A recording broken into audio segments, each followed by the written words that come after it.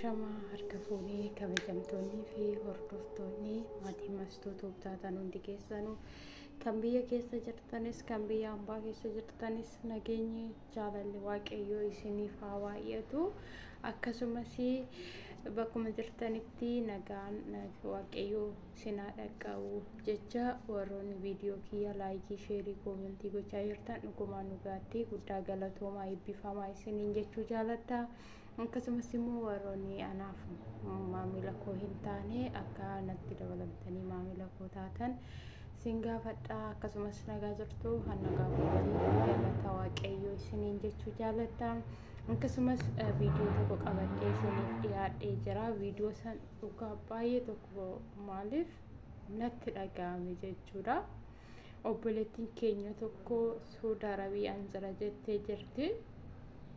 Bakka itti jirtu sanitti balballitti cufameetoo na dhaqqabaa jettee boochii jechuudha. Dhugaa waaqaa jechuudha.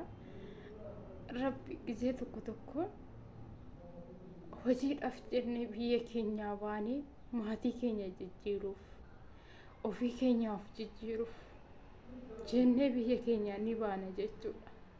Garuu gaafa biyya keenyaa baan siqaayii baay'eetu nurra gahaa jechuudha biyya ambaa keessatti. Maaliif hin nyaanna nama nyaatti jechuudha. Hin nyaanna jennee biyya keenyaa baanee biyya ambaa keessatti nyaatamna gisee baay'ee hin nyaanna. Jireenya keenya kana of jijjiirra. Ofis jijjiire tananan maatii kootiif jijjiira. Kan daa'ima qabu daa'ima isaa gatee kan abbaa manaa qabu abbaa manaa isaa qabee gatee kan haadha dadhabduu qabu haadha isaa dadhabduu gatee kan abbaa dadhabaa qabu abbaa isaa dadhabaa gatee biyya isaatii ba'a. Gaafa biyya isaatii ba'u maatii isaa kanan jijjiira. Ofan jijjiira jedhee biyya isaatii ba'a. Garuu biyya ambaa keessa dhufee yeroo xiqqeetiin akkanaa kun itti irra ga'u bakka baay'ee tokko namatti dhaga'ama jechuudha. Balbala natti cufanii jiru.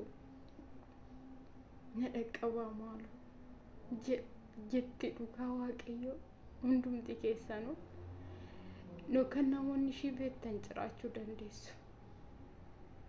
Ani viidiyoo san taambilalii ishiitis nan hojjedha. Viidiyoo ishii dammoo olumaan dhaggeeffanna jechuudha. እባካችሁ እርዱኝ፣ የኢትዮጵያ ሕዝብ እርዱኝ፣ እባካችሁ ለእናቴ እርዱኝ፣ ለእናቴ ብላችሁ በሰው ሀገር እንዳልቀር እባካችሁ። አሁን በርዘግቼ ነው ያለሁበት ሁኔታ ጥሩ አይደለም። ያለሁት ሳውዲ ረፍሃ ነው ያለሁት። እባካችሁ እርዱኝ። tokko baay'ee namatti dhaga'ama dhugaa rabbi. Baay'isee namatti dhaga'ama jechuudha. Hin hojjennaa jijjiiramna jennee biyya keenya keessaa baanee biyya ambaa keessatti sareen nu nyaatti. Biyya ambaa keessatti maqaan ijoollee keenya maqaan nutti ba'ee shaqqaalaa jedhamne kaddaamee jedhamne biyya ambaa keessatti kana biraan xiqqeetiin isaanii baay'ee tokko namatti ulfaata. Ani obboleettii koo kana arge garaan kana danda'uu didee kanaan viidiyoo kana hojjedhe jechuudha. Silazaa obboleewwan koo kan ishii beektanis hoo jiraattan akkasumas immoo obboleettii koo kana sagaleellee ta'uu kan barbaaddanuu jiraattan obboleettii koo kana sagalee ta'aa fi sheer godhaa viidiyoo kana. Obboleewwan keessan jajjabaa waa'ee fakkeenyaaf mi'oo kana jireenya ishii keessa jirtu kana keessaa akka baatuuf hiriyoota keessan biraan ga'a viidiyoo kana sheer godhaatu. Obboleettii keenya kana dhaqqabaa. Gaafa ishii waa taate eebadee jennee bo'uurra har'a yoo jireenyatti bakka ishiin jirtutti yoo dhaqqabne bu'aa qaba. Silazaa viidiyoo kana sheer godhaa. Obboleettii keenya kana dhaqqabaa. Obboleewwan keessan immoo asirratti beekumsa qaban ciccimoo isaan biraan gahaa viidiyoo kana laaltanii zimin jedhinaayi nus waan taanu hin beeknu.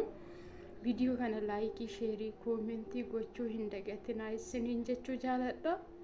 Haga viidiyoo biraatiin walitti deebinutti turtii gaarii isiniif haa ta'u. Baay'een isin jaaladha, baay'een isin kabaja. Viidiyoo kana laayikii, sheerii, koomentii gochuu hin dagatinaa. Nagaarra naaf tura.